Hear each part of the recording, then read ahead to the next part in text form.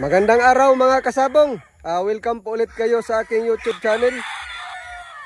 Sa ngayong episode na ito ay pag-uusapan na naman natin ang mga mahalagang bagay tungkol sa pagmamanok. Ang i-discuss natin ngayon ay about sa egg incubation guideline. So dahil nataon po na tapos na po akong pakasta ng aking mga breeding materials at magsasalang na tayo sa incubator. So ito ang napili kong topic ngayon. Ipapakita ko sa inyo ang mga procedure at mga ginagawa ko sa pag-incubate ng mga itlog. Mga aktual na talaga ito na ating ginagawa. Pero bago tayo magpatuloy mga kasabong, nais ko munang magpasalamat sa lahat ng aking mga subscriber dahil umabot na po tayo ng mahigit 1,000 subscriber. Palakpakan po mga kasabong. Maraming salamat po sa inyo. Maraming salamat at kayo ay nag-subscribe at umabot talaga tayo sa minimum na requirements. At least na, sa inyong suporta ay na-achieve po natin iyan mga kasabong. Palakpakan po tayo mga kasabong para sa aking tagumpay.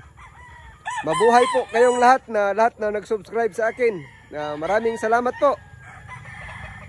So, ngayon magpapatuloy tayo sa ating discussion. So, ang una na mga guidelines kung tayo ay mag-incubate ng itlog, unang-una ay kailangan natin i-disinfect ang ating incubator. Halik kayo tayo mga kasabong.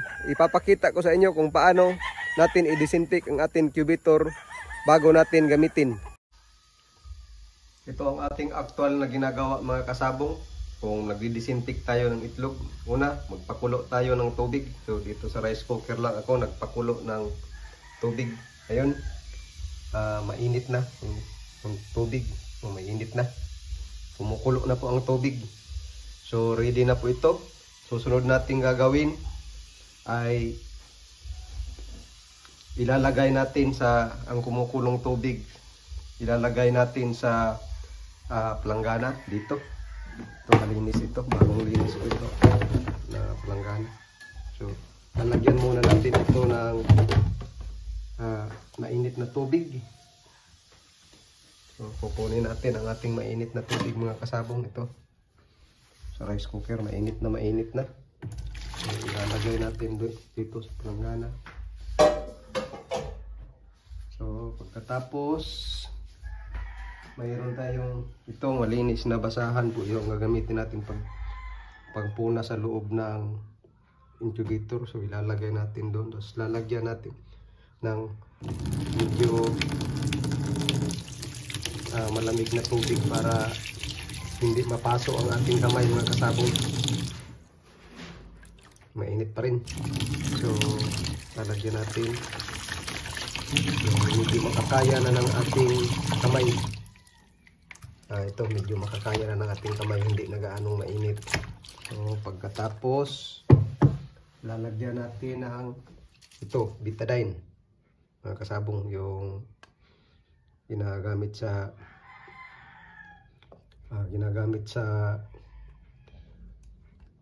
paghugas sa ating kung tayo'y masugatan. So lalagyan natin ng betadine dito. So isang takip lang nito ng betadine, isang takip. Yan.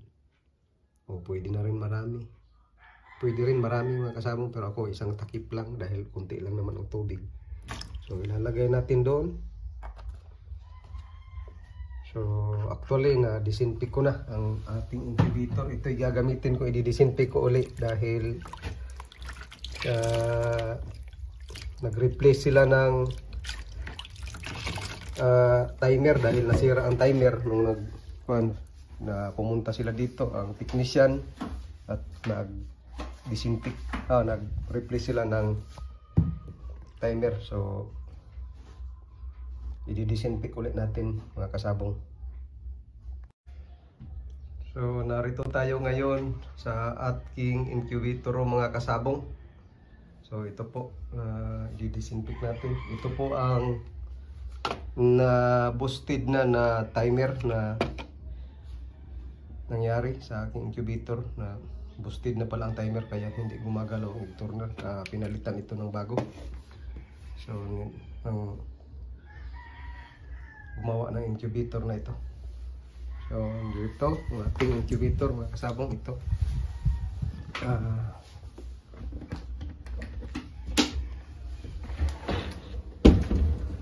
nandun po sa loob. Ito po ang kanyang hatcher sa ilalim. Ito po ang egg turner, itong egg tray, egg turner. Dito po ang water container sa loob. Ito po ang water container sa loob. Kunti na lang ang tubig. Punong-puno ito ng tubig mga kasabong. Ngayon medyo, dahil nag-dry run ako, medyo naubos ang tubig ko. Kunti na lang ang tubig. So yun ang blower sa ilalim. So wala pong ilaw ang incubator na ito mga kasabong. Hindi po ito bumbilya ang nagdadala ng init nito, kundi may heater ito. May tungsten talaga na inilagay doon sa loob na heater. So wala po itong bumbilya. So i-disinfect ulit natin ito mga kasabong. Ito po ang water container dito sa taas. So dito lang inilagay ang tubig. So hindi na natin kailangan magbukas ng incubator para lagyan dito ng tubig. So ang tubig ay dadaloy sa hose na ito. Dito po dadaan mga kasabong ang tubig. So at narito po, hindi po ako gumagamit ng tubig na hindi mineral water sa incubator. So dapat ang gamitin natin yung hindi chlorinated na tubig, at mas maganda mineral water para hindi po magkaroon ng calcium deposit dito. Pag gumamit tayo ng yung tubig na hindi mineral, magkakaroon ng calcium deposit dito sa may blower at doon sa ilalim, at medyo mahirapan tayo maglilinis noon. So kailangan pa natin ng tools para buksan ang ilaw noon, ilalim. So para hindi tayo magka-problema sa calcium deposit. So ganito, ito lang. Ganitong tubig lang, mga mineral water lang. Tapos dito natin ilalagay, buksan lang ito. Tapos dito ilalagay. So papasok na yan sa loob mga kasabong.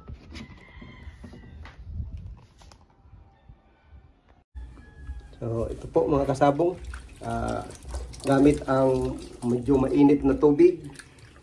So lilinisin po natin, i-disinfect natin. Medyo natapos na po ito na disinfect. So ulitin lang natin dahil nag-repair sila. So para walang contamination sa loob at siguradong hindi magkakaroon ng bakterya ang ating mga itlog sa loob. So i-disinfect natin muli.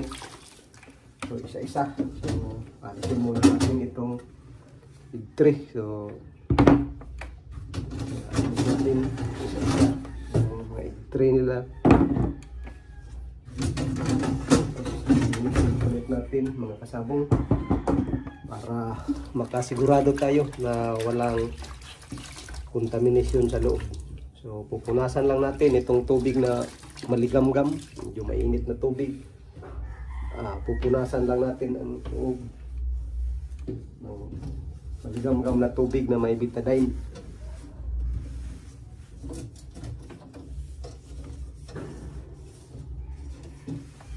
Nilinis ko na ito pero gusto ko lang manigurado dahil mamayang gabi maglo-loading na tayo.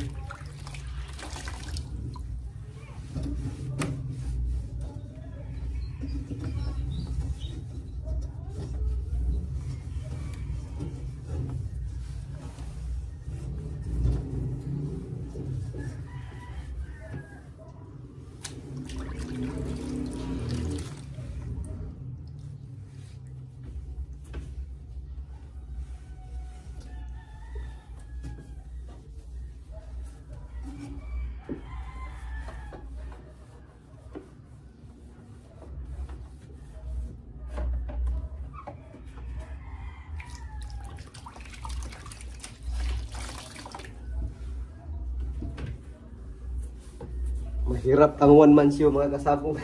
Wala tayong assistant dito na mag-ahawak ng ating camera. So naka-standby lang ang camera natin. Ito.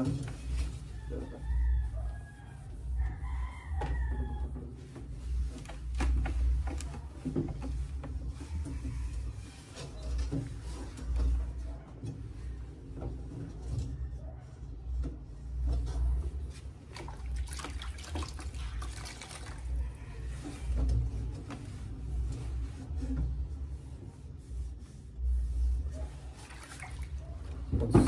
kanilang itong mga egg tray, i-disinfect ulit natin ang mga egg tray. Pupunasan lang natin ng tubig na may betadine para makasiguro tayo walang bakterya. So dito natin ilalagay ang mga itlog.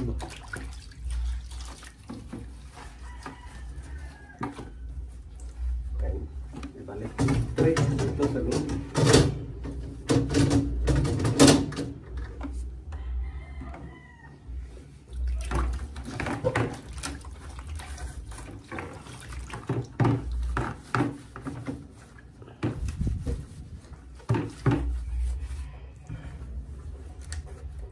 So medyo matrabaho talaga ang mga bagay na ito, mga kasabong, kung gusto natin maging successful ang ating breeding. So kailangan talaga natin pagtiyagaan ito. Ganyan po ako ka mitikuloso pagdating sa breeding.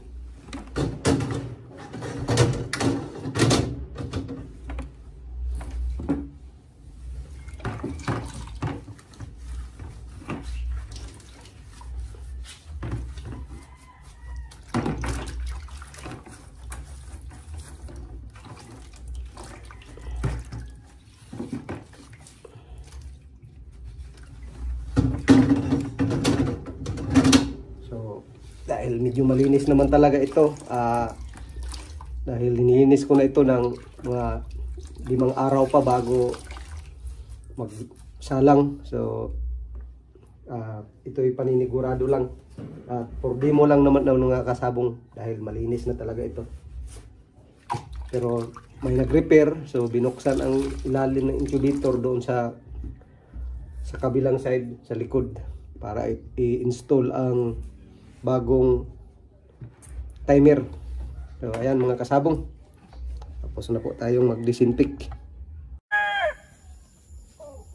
Tapos pangalawang dapat natin gawin pag natapos na natin i-disinfect ang ating incubator ay kailangan natin siyang i-dry run. So kailangan talagang mag-dry run mga kasabong. Napakaswerte ko dahil ginawa ko usually 2 days before po magsalang ng itlog sa loob na incubator ako nag-dry run. Ngayon medyo napaaga ako dahil medyo matagal-tagal tayong hindi nag-breed. So nag-dry run ako na incubator ko mga 5 days before mag-load at medyo maswerte tayo mga kasabong dahil na-discover natin ang ating incubator ay nagka-problema na pala ang timer niya. So hindi na po gumagalaw ang egg turner natin dahil ang ating timer ay busted na po at medyo busted ng battery niya at kailangan na siyang ma-replace. So maraming salamat po sa serbisyo nila Herbie Medalla at pinuntahan agad nila ang aking incubator at nag-replace sila ng timer. So maraming salamat Herbie sa tulong nyo. So yan mga kasabong, kailangan talaga ito ay mga lesson nyo dapat matutunan kung nag-i-incubate kayo, lalong-lalo na pag marami na kayong nakuliktang itlog at saka kayo madidiscover na may problema pala ang incubator nyo. So lesson learned nga mga kasabong, maswerte tayo dahil 5 days bago tayo nag-load ay nag-dry run tayo at na-discover natin. So halit kayo mga kasabong, ipapakita ko sa inyo ang actual demo kung paano mag-dry run ng incubator. So paano po mag-dry run ng ating incubator mga kasabong? Una, so ipa-plug natin ang ating incubator dito. Ito ang kanyang outlet dito. So ilalagay natin. So, ayun.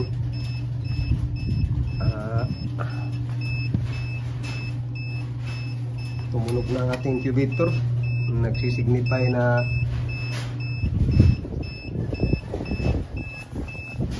low temperature. Ganyan pala, basta low temperature pa ang loob. Dahil, so tumutunog talaga yan. So ito ang ginagawa natin pag mag-dry run. Dapat obserbahan natin ang ating incubator. So ang advice ko, kung mas maaga mas mabuti. So at least mga 2 araw. Ako mas swerte ako dahil 5 araw pa bago mag-loading ng itlog ay nag-dry run tayo. So ganito po mga kasabong. So malalaman natin kung okay ating incubator. So pag on natin ang automatic, naka-auto na siya, automatic. So gagalaw po. So kita nyo mga kasabong, gumalaw ang ating turner at naka-tilt na siya.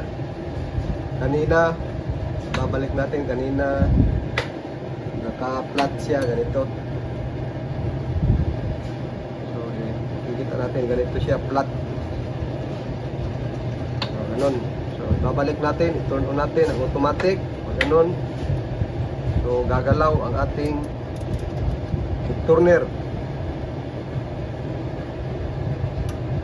Yan, naka-tilt na siya. So dapat mga kasabong, after 1 oras, dapat gagalaw ulit ang ating turner. Every 1 hour kasi nakasit ang turner nito, nagagalaw. Dapat sa kabilang side na naman, gaya nito. So kailangan nyo talagang pagtiyagaan. So ako, nagpapa-alarm ako. Yan. So sa kabilang side na. Ganyan po mga kasabong. So every 1 hour, tinitingnan ko kung gumagalaw ang turner. So para sigurado tayo, dahil pag kampante tayo na okay lang, tapos nag-loading na tayo ng itlog at nailagay na natin ang mga itlog natin dito at saka pa natin napansin, isang disaster po yan mga kasabong. Pwede naman i-manual natin dahil may manual nito, pero kailangan talaga natin pagtiyagaan kung mas mabuti ng automatic para hayaan na lang natin. Kung i-manual natin, so kailangan mag-set tayo ng oras, tayo mismo ang mag-manual turn ng turner. So after 1 hour, dapat babalik siya dito sa kabilang side, kagaya nito mga kasabong. Yan. So gagalaw siya. So yan ang normal sa incubator, automatic. So every 1 hour gumagalaw para hindi masira ang ating mga itlog. So ang mga benepisyo na nakukuha niyan mga kasabong, para gumagalaw, para ma-release nila ang waste doon sa loob, at para hindi maging bansot ang ating mga itlog. Mapipisa naman kahit mo hindi mo igalaw yan, pero magiging dwarf ang ating mga ma-produce na mga manok. So yan, dapat consistent sila na gumagalaw mga kasabong. So yan po mga kasabong, ipakita ko na sa inyo kung paano i-dry run. So ugaliin talaga ang pag-dry run ng yung incubator. Ako maswerte ako dahil dahil nga medyo matagal-tagal tayong hindi nakapag-breed. So tinisting ko ang incubator ko kung okay pa ba, dahil malimit talaga na ang ginagawa ko ay 2 days lang ako nagda-dry run. So maswerte ako at 5 araw pa bago ako mag-load nag-dry run, at napansin ko ang problema ng ating incubator. Yan po mga kasabong. So pagkatapos mag-dry run mga kasabong, kung okay na ang ating incubator, so ang susunod nating gawin, dahil ready na tayong mag-load, ilalabas natin ang ating mga itlog sa loob ng refrigerator at ilagay sa plastic egg tray at hayaan lang silang matuyo doon sa room temperature na hindi ganong mainit. So ilalagay lang natin sila sa labas ng refrigerator, tapos patutuyuin natin. Magpapawis po yun, pwedeng punasan ng tissue para madaling matuyo. Hayaan lang natin sila ng mga at least 10 hours to 12 hours bago natin ilagay sa incubator. So halika kayo mga kasabong, ipapakita ko sa inyo ang aking ginagawa, dahil ito po ang aking mga procedure na ginagawa. Ito mga kasabong, dahil ready na po tayo ngayong araw mag-load ng ating mga itlog mamayang gabi. So ilalabas na natin ang ating mga itlog dito sa refrigerator. So ito po ang ating maliit na refrigerator. So wala po itong ibang laman kundi itlog lang ng manok. At dito sa taas medyo may ice dito sa taas ng freezer. So narito lang sa baba ang mga itlog. So ilalabas natin ito ang mga itlog mga kasabong. Kukunin natin ang mga itlog sa loob. Ating ilalabas.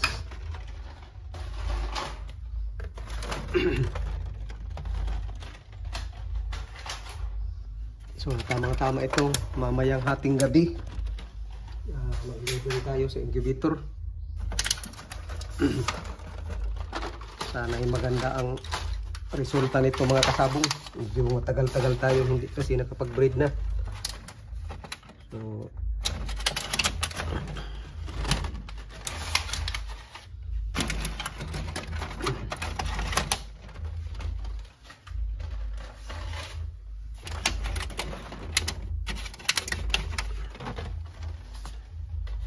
matrabaho ito mga kasabong. So araw-araw binabaligtad ko ito kung ganito ang posisyon nito.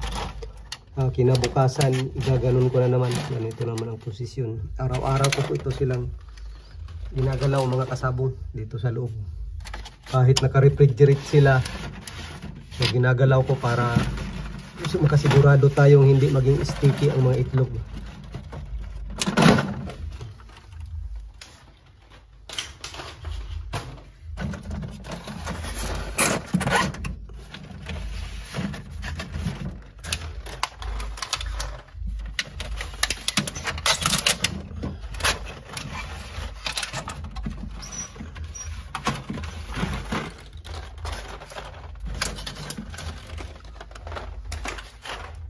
Pipilian pa ito mga kasabong.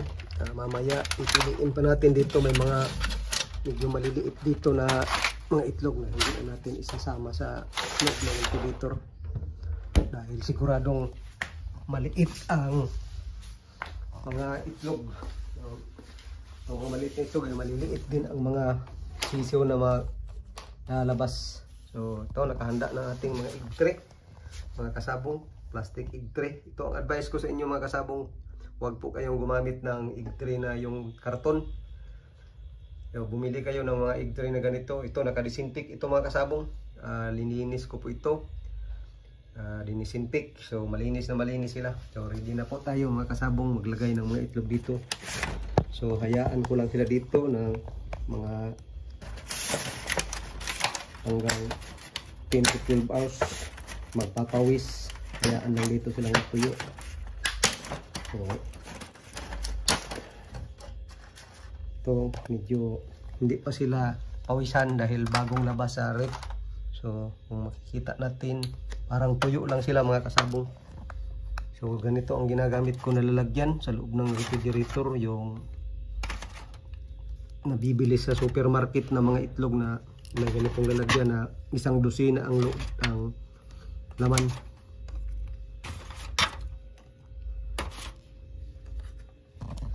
So lahat ng ating mga itlog mga kasabong ay may mga designated marking po sila.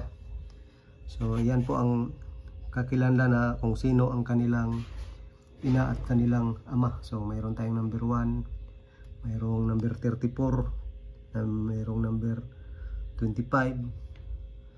So yan po, may number 5, 35, 25, 44. So ilalagay natin lahat dito sa egg tray para mamayang gabi ay ready na sila.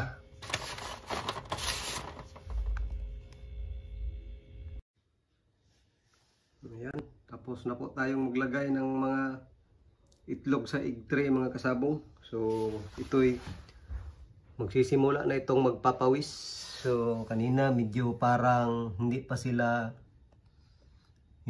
basa. Ngayon unti-unti na itong magpapawis. So hayaan lang sila dito.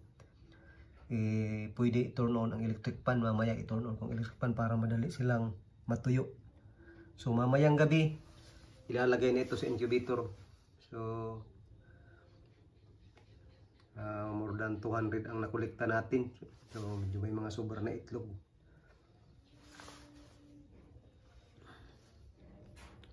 So yan mga kasabong, ito ang guidelines kung kayo mag-incubate ng itlog. So pag nag-refrigerate kayo ng itlog, ito ang gagawin nyo. Ilalabas nyo mga 10 hours to 12 hours bago isalang sa loob ng incubator. So ilabas nyo muna sa refrigerator, hayaan lang magpawis at maging normal ang kanilang temperature.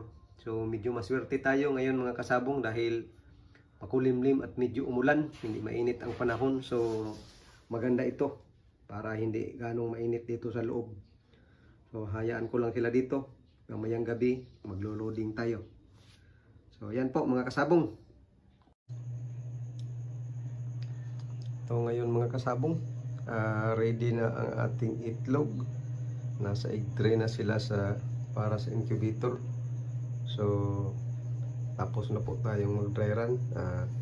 Stable na rin ang temperature ng ating incubator. So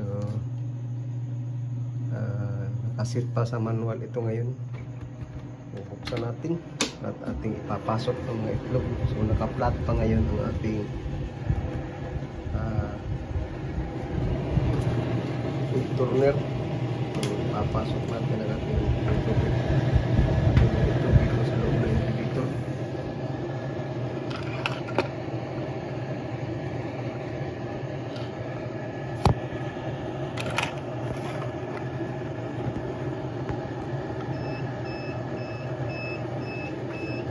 Tumunog na. Low temperature dahil naka-open.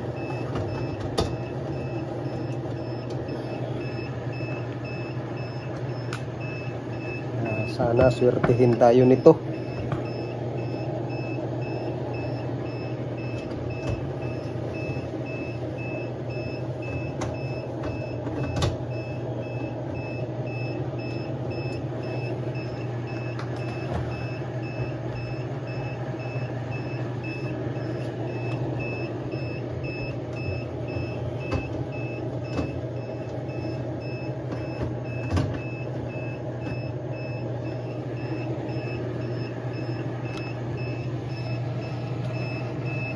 Yan, sabong. So,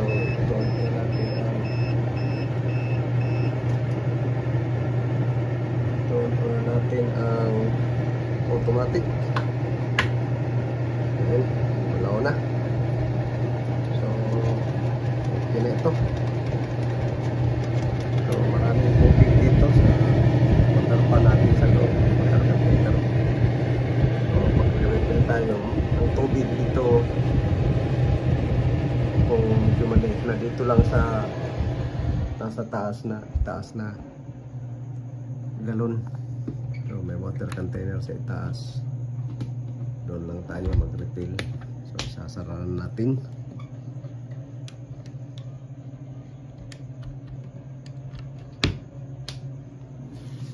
Medyo mababa pa ang temperature ngayon.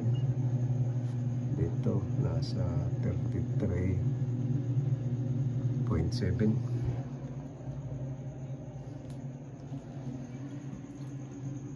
Sa double check lang, naka-auto na. So ito na po mga kasabong. Mamaya gagalaw ito mga after 1 hour. Okay na po ito.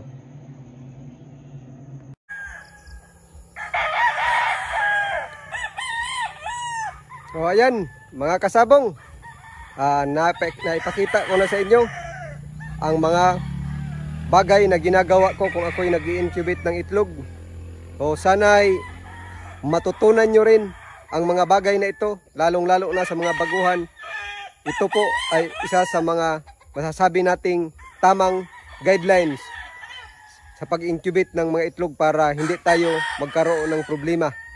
So doon na-discuss natin kung paano tayo disinfect natin muna ang ating incubator. So bago tayo maglagay ng mga itlog doon, dumaan na din sila sa dry run. Tapos nilabas natin sila sa refrigerator for at least 10 to 12 hours ang mga itlog. hayaan lang doon magpawis at matuyo sila bago ipasok sa incubator. So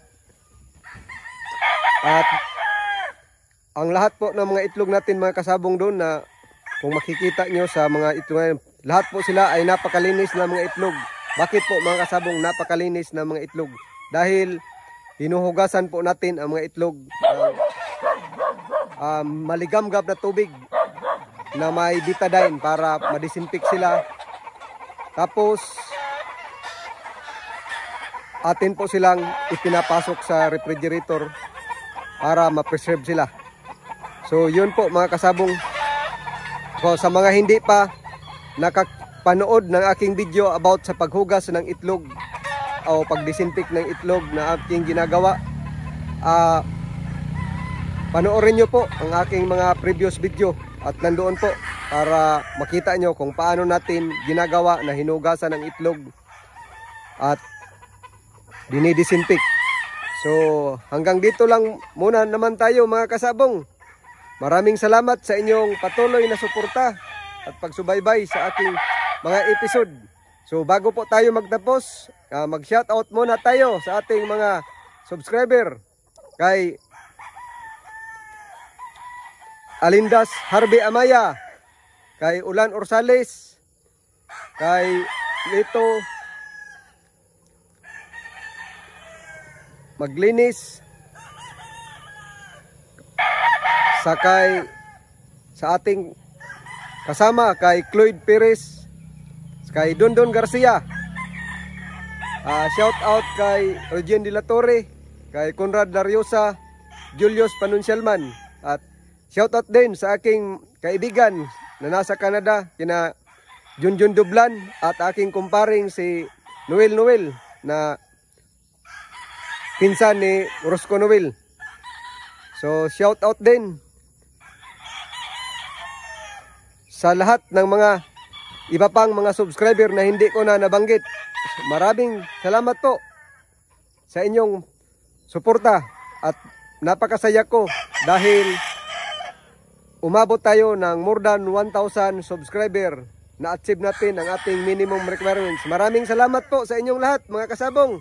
Hanggang sa susunod nating pagkikita. Mabuhay po kayong lahat at maraming salamat. Paalam na muna mga kasabong.